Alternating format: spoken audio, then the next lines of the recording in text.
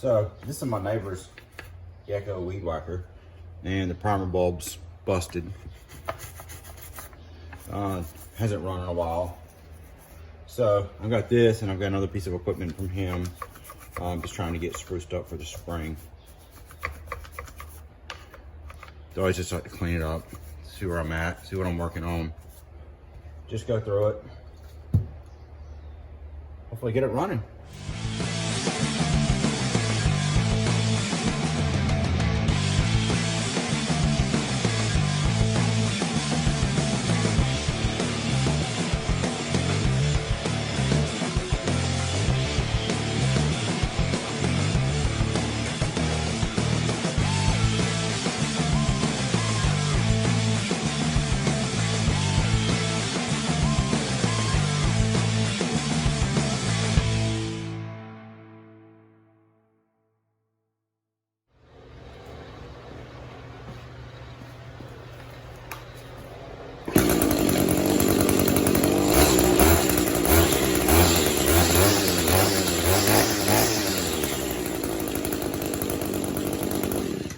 I'm gonna call this one done.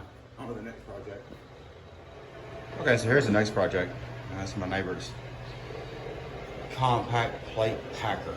So wouldn't start yesterday. It's got fuel in the tank, but it doesn't seem to be getting fuel into the carb. So I'm gonna try to diagnose and fix this.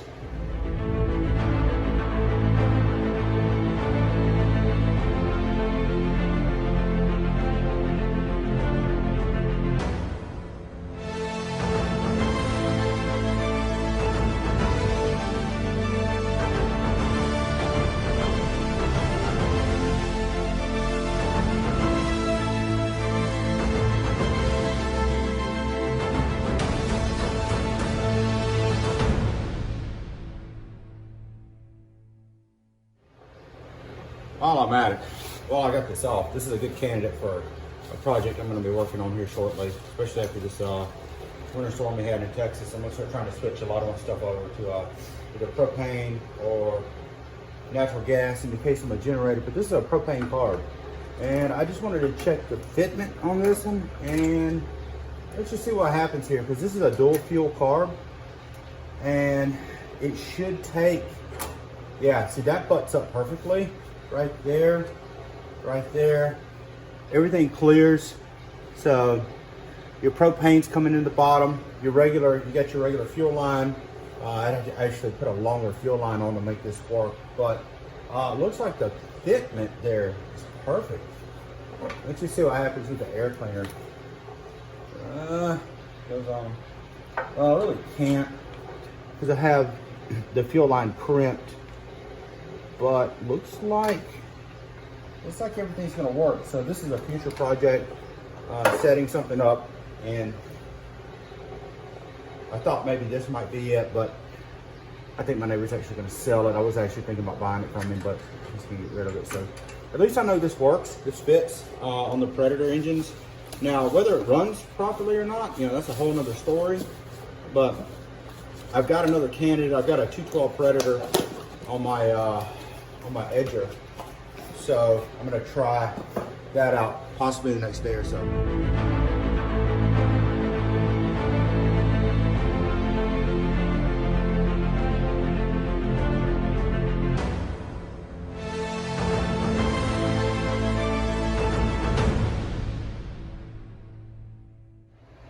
So it appears the only thing wrong with this engine was the float was stuck.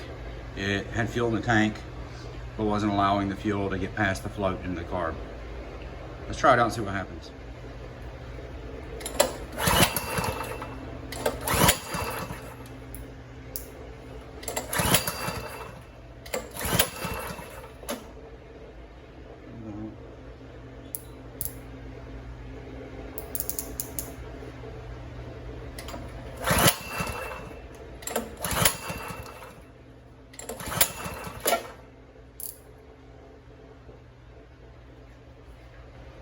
Apparently, it still doesn't want to start.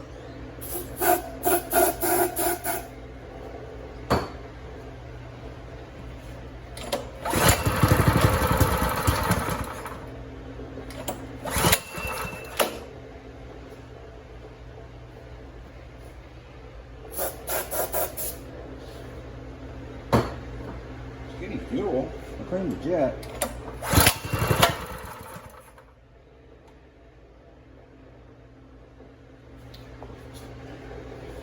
Alright, it's leaking fuel somewhere. So, gotta re-diagnose this problem. Alright, so here's one problem. You can see it drip. It's leaking out of the carburetor. So, it's leaking up through the main jet. So, I'll tear the car back apart. I got to do it a little bit more thorough this time. I try to figure out why that main jet is actually leaking fuel out.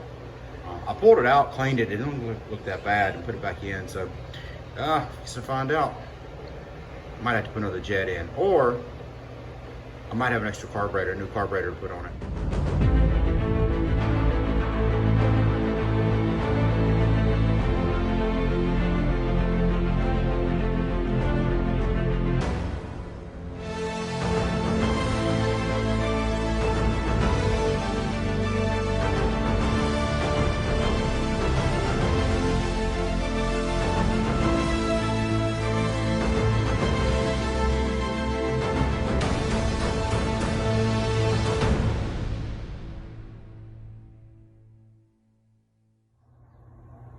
So Amazon just dropped this off.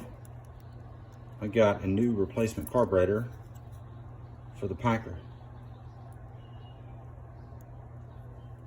The bore specs line up, so I put my micrometer on the old one and this one as well, 19 millimeter. So I'm just gonna put it on, we'll see what happens.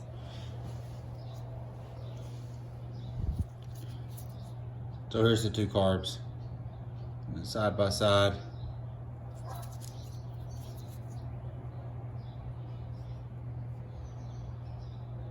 Let's give it a shot. All right, so let's try it out. New carbs on, everything's tight. I did check the spark, just to double check it. I got fuel, choke, give it a little gas, put it on.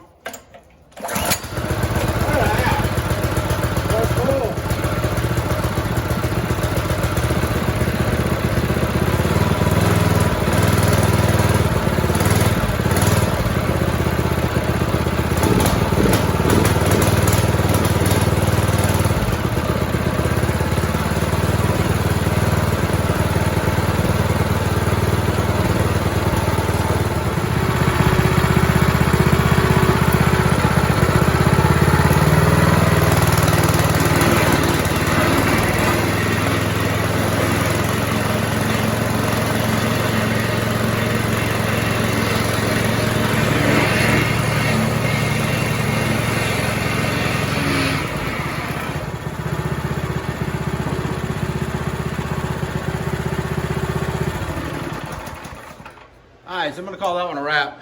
Sometimes it's best to just take the old carburetors off, put new ones on when possible. So I think I know what's wrong with this one. This might be a good backup for me for other Predator 212 and under.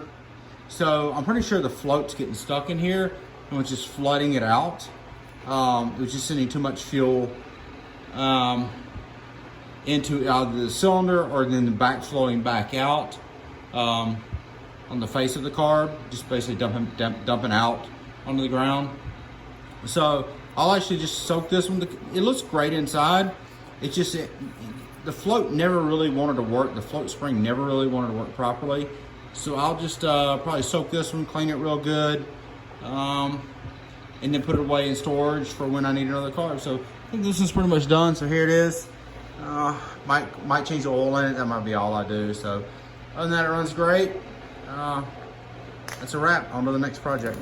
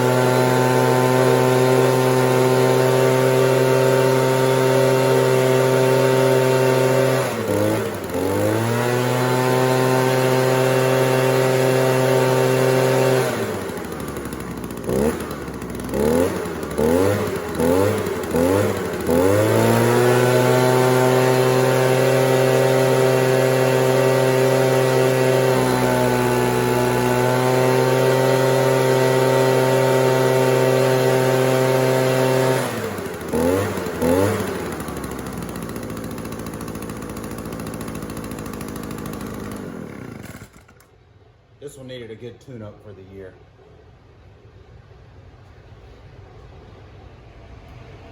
So next project, I've got 2 new shocks in front of my 2001 Sierra. So it's got a little bit of a rough ride in the front. So I'm gonna put these Gabriel Max controls on, see if it helps out.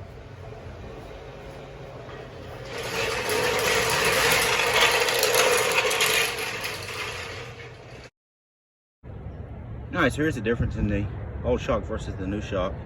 So I couldn't really film getting this one off. It wasn't that bad. Unscrew a bolt on the top. Use my impact to get the 2 bolts on the bottom off. So I guess I'm just going to repeat the process. Hopefully this one will go in fairly easily.